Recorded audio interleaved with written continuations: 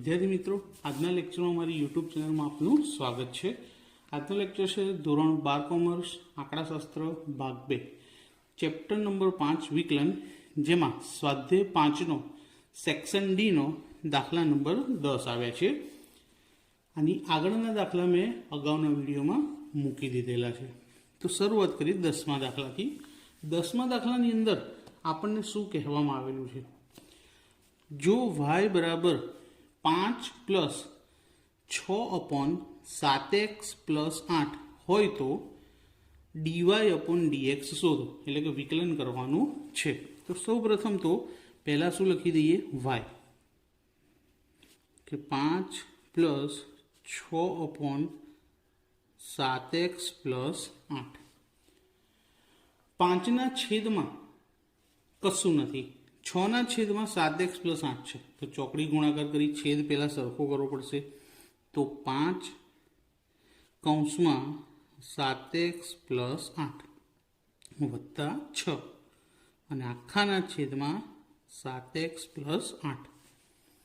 હવે 5 ને અંદર ગુણીશું, પહેલા કોની સાથે?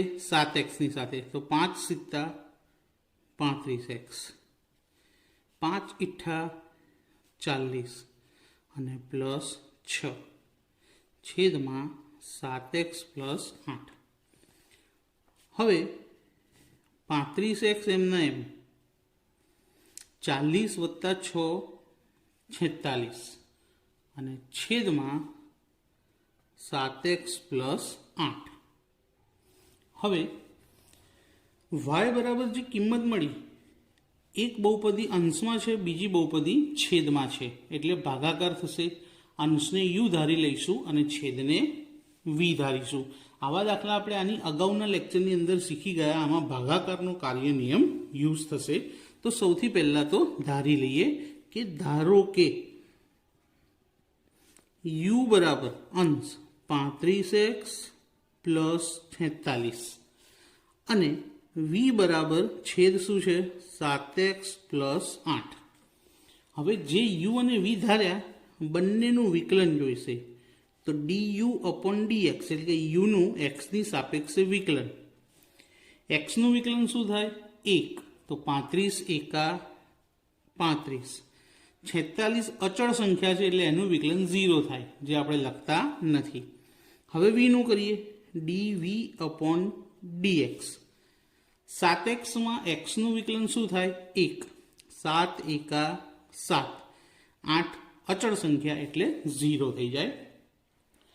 હવે ભાગાકારના કાર્ય નિયમ પ્રમાણે કે y બરાબર u અપોન v, એટલે કે અંશને આપણે u ને છેદને v ધાર્યો હતો, તો તેનું સૂત્ર વિકલનનું કે dy અપોન dx બરાબર, પહેલાં આપણે v લખીશું, v into du upon dx ઓછા u into dv upon dx અને આખાના છેદમાં શું આવશે? v square. હવે કિંમત મૂકી દઈએ। v બરાબર કેટલા છે? 7x પ્લસ 8, તો બ્રેકેટમાં લખીએ 7x plus 8। du upon dx કેટલા મળ્યા? 35 ઓછા u બરાબર શું છે? તો 35x પ્લસ 46 બ્રેકેટમાં 35x પ્લસ 46 અને dv અપોન dx ની કિંમત શું છે? 7, તો બ્રેકેટમાં 7 અને આખાના છેદમાં v સ્ક્વેર, એટલે કે કૌંસમાં 7x પ્લસ 8નો સ્ક્વેર। હવે આની આગળ ગણતરી થશે। તો હવે 35 ને પહેલા 7x ની સાથે ગુણાકાર કરવાનો। તો 35 ગુણ્યા 7 કરીને જોઈ લઈશું કેટલા આવશે? 245x। હવે 35 ને 8 વડે ગુણાકાર કરીએ તો મળશે આપણને 280 માઇનસ ફરી 35x ને કેટલા વડે ગુણવાના છે? 7 વડે, કેટલા આવશે? 245x માઇનસ પ્લસ માઇનસ 46 ગુણ્યા 7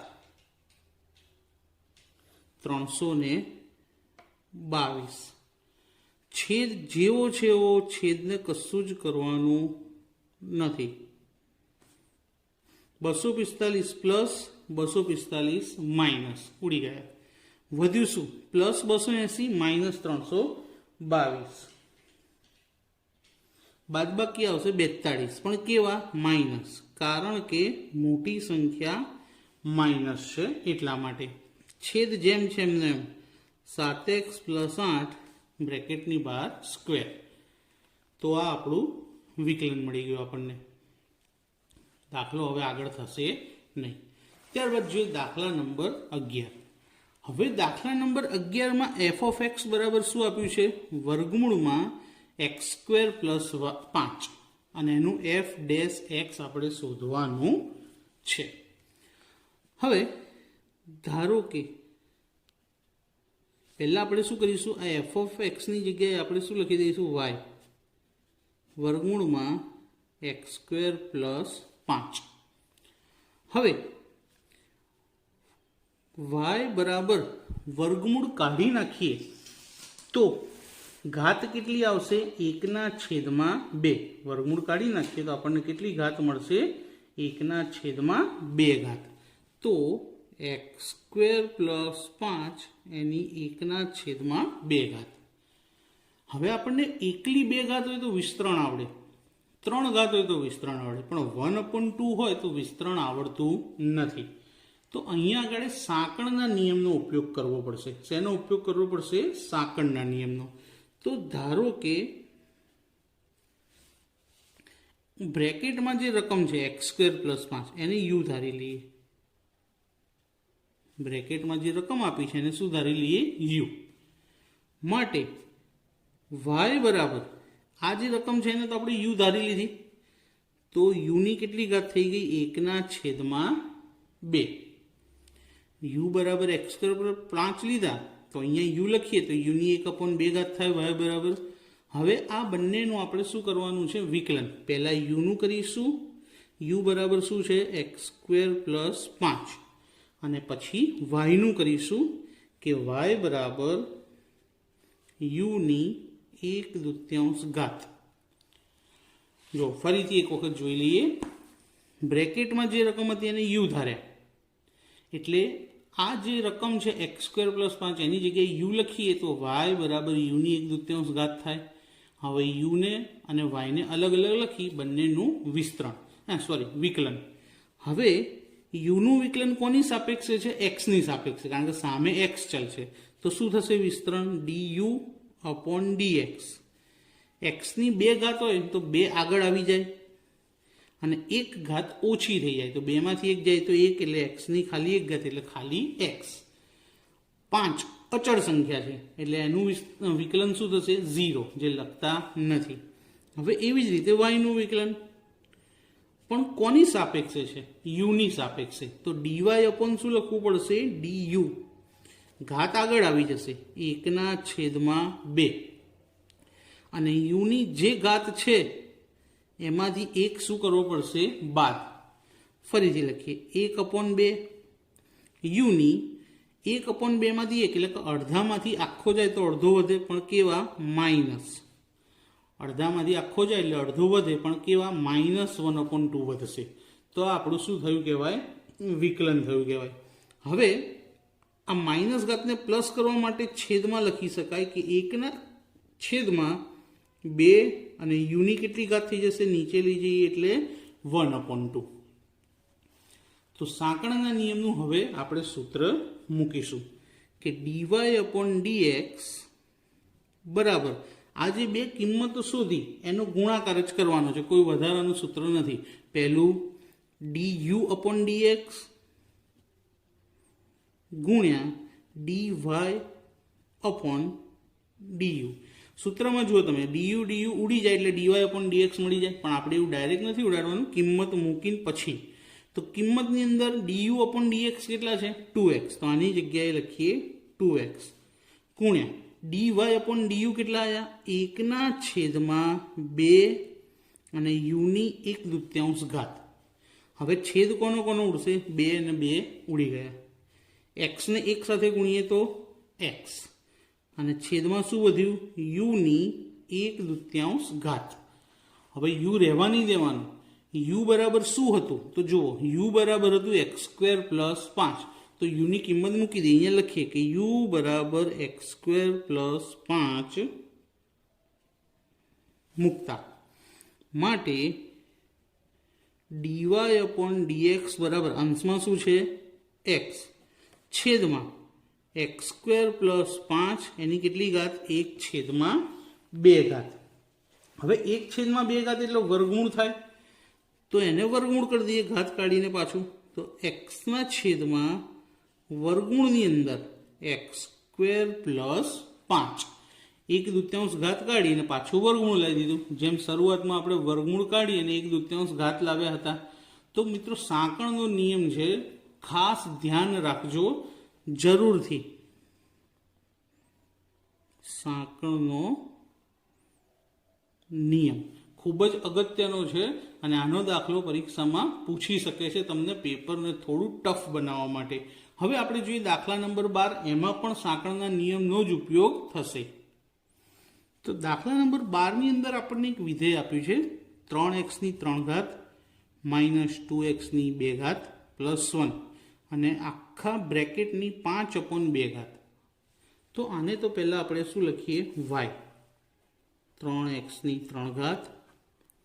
2x2 + 1 અને એની 5/2. હવે 5/2 નું વિસ્તરણ આવડતું નથી, માટે આપણે એને શું ધારવું પડશે? u. અને સાંકળના નિયમનો ઉપયોગ કરીશું. તો સૌથી પહેલા ધારી લઈએ આપણે કે ધારો કે u બરાબર 3x3 - 2x2 + 1.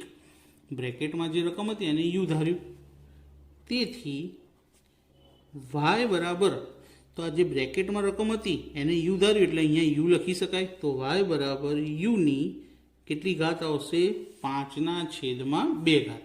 તો u અને y બંને મળી ગયા. હવે અલગ અલગ લખીએ. તો પહેલા લખીએ u કે u બરાબર 3x3 - 2x2